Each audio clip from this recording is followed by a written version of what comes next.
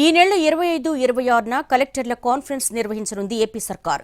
మొదటి రోజు 9 జిల్లాలు, రెండవ రోజు 17 జిల్లాల కలెక్టర్స్తో కాన్ఫరెన్స్ మీటింగ్ జరగనుంది. వేసవిలో నీటి ఎద్దడి, తీసుకోవాల్సిన చర్యలపై చర్చించనున్నారు.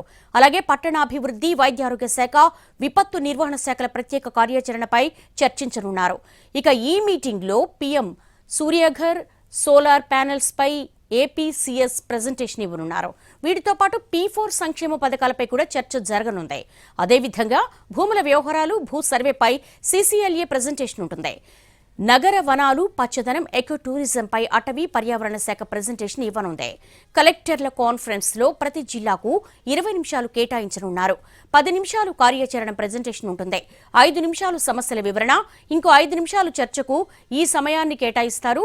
రెండో రోజు సాయంత్రం 5:20 నుంచి గంట పాటు శాంతి భద్రతలపై చర్చించనున్నారు. చివర్లో ముఖ్యమంత్రి ముగింపు ఉపన్యాసం ఉండనుంది.